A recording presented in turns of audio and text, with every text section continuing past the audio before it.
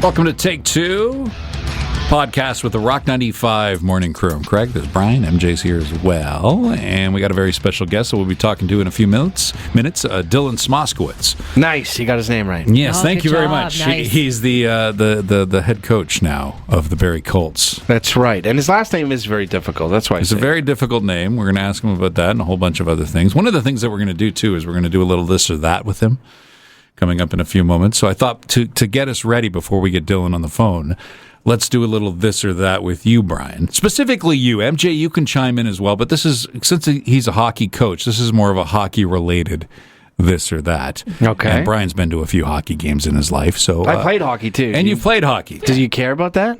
No, not in this instance, I don't. Yeah. This is you as a spectator. All right, so what do you prefer, this or that, a shootout or overtime? Overtime.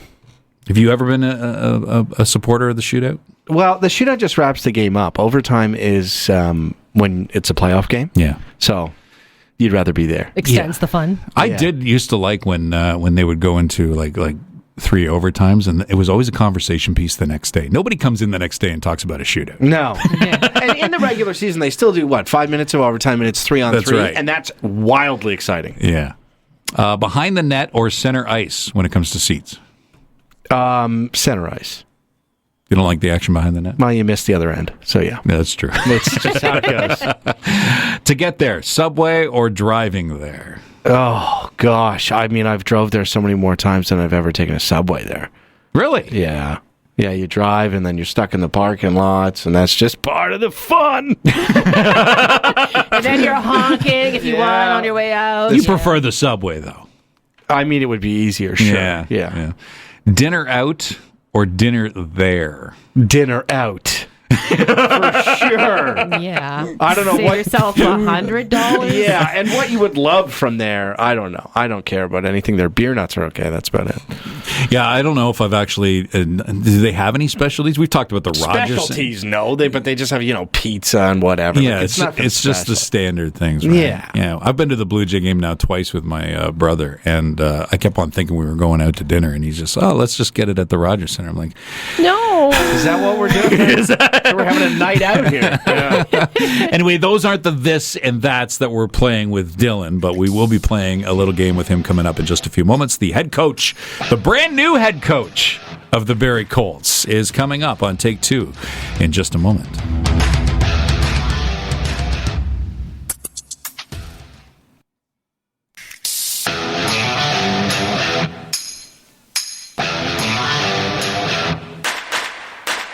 Welcome back to Take Two with the Rock 95 morning crew. And joining us on the phone, a very special guest. He is the new head coach of our very own Barrie Colts. His name is Dylan Smoskowitz. Thanks for taking the time to talk to us today. And I got to ask, man, congratulations first and foremost, but was it a surprise? It definitely was. It was something that you don't really think about when you're, we're in the heat of the moment and we're trying to get a playoff championship, so all of your focus is on that. Then all of a sudden the season ends, we get eliminated, and then again you're just kind of trying to process the year and talk to the players, kind of get some feedback from them. And all of a sudden, had a meeting with Marty Williamson, and he kind of gave me the news, which kind of again caught me off guard. But again, very thankful, very grateful to the organization, and really looking forward to the opportunity. Did you know you were in the running? I knew that Marty and I had a great relationship. I knew that, he trusted me, and then we worked well together. Again, it's not something that there's a lot of conversation about, more of just a feeling, but I always had a very comfortable feeling with Marty, with the whole organization, with Howie Campbell, our owner. So I knew that maybe there was a chance, but again, I never, it wasn't something that I was thinking about daily. No, you're a young guy. Everybody's probably telling you that too, aren't Yeah, I they? know, right? He's the youngest coach in the OHL. Whippersnapper. It probably gets old. Yeah, I would imagine it would. But that's got to weigh in your mind when you're thinking about the gig and thinking, well, maybe I am a little too young for this. I don't think you are necessarily, but that might be in your conscience.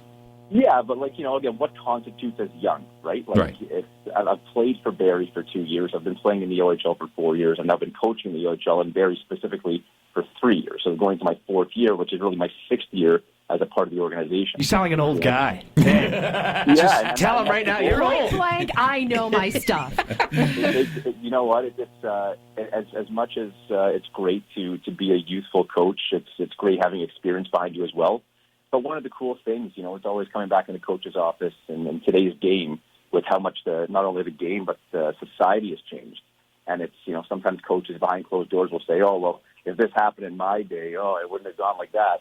Well, the cool thing for me is that my day happened exactly like it's happening today. That's it. So I feel like it's much easier for me to connect today's players and today's athletes based off my experiences because what they're going through, whether it's on or off the ice in their personal life and their professional hockey life, I went through those same challenges, had those same triumphs. So, it's an easier adjustment for me to be able to communicate and get on the same level as the players.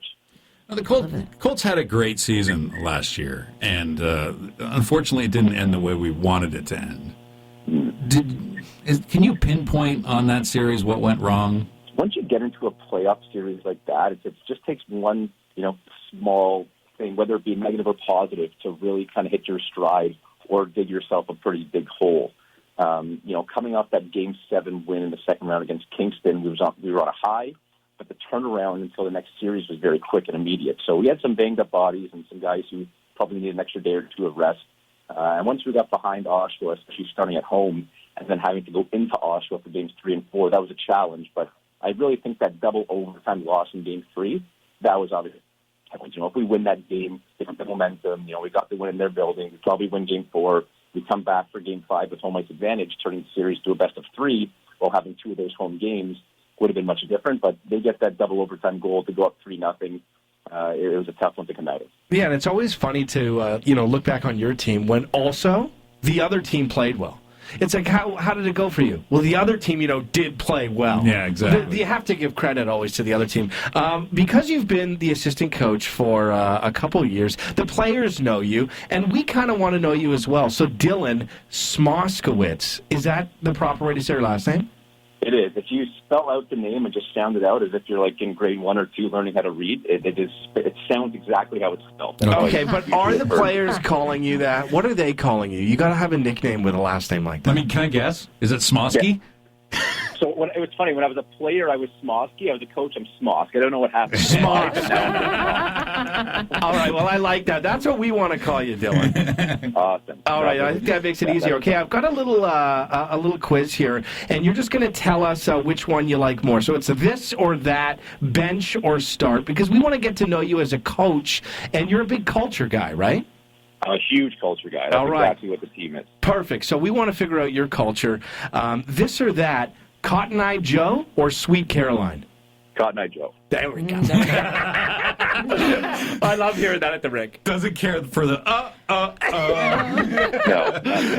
I've heard that one too many times. Cotton Eye Joe is much better. There you go. What about socks and skates or barefoot? Oh, man. I don't know if you guys ever experienced the dressing room when the majority of the players do not wear socks in their skates, but the smell is something that I can't even describe. So socks for sure. Okay. Black or white tape on the stick? Black. You got to hide the puck. Got to hide the puck. Oh. And we're back to fundamentals. That's how I learned. That's what they said at the very beginning. Yeah. Perfect. And then front of the back of the bus for a road trip.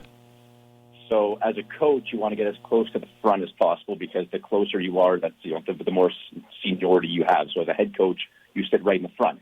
As a player, it's the exact opposite. The older players, the captains of the team, sit at the back of the bus. So as I've transitioned from playing days to coaching days, you want to be as close to the front, so I'll say front. There you go. You've sat all over the bus, and it's probably a good idea to be as far away from the bathroom as possible. Yeah. Oh, my God. You can't get further. Hey, let me ask you a question. Do you give pep talks on the bus, or is that just in the movies? That's just the movies. Okay. The buses, they're having a good time after a win, so the guys are kind of hanging out, doing their thing in the back, or everyone's upset after a loss, and no one's saying a word, so there's no time for pep talks. All right, and we've got the head coach for the Barrie Colts, Dylan Smoskowitz. Coach Smosk, last one, this or that, slap shot or goon? Goon, for sure. Oh. Good answer. And do you have? And why do you say goon over slap shot? only because when the star of Goon was in town, because it was filmed at Sadlon. That's right. We were actually workout buddies at the LA Fitness there for a couple of weeks as he was filming. So we became pretty good buddies. He's a super nice guy. He's very, very strong. He's great in the gym. And just a really down-to-earth actor, so I appreciated meeting him for those couple of weeks. Oh, that's cool. That's the right answer. Yeah. Right, Barrie answer. Yeah, and of course, if you see Goon 2, I mean, Rock 95 Zamboni's in the beginning. That's right, yeah. So we're a part of that as well. Dylan, best of luck on the new season, and hopefully we can touch base a few times over the course of the year and find out what's going on with the Colts.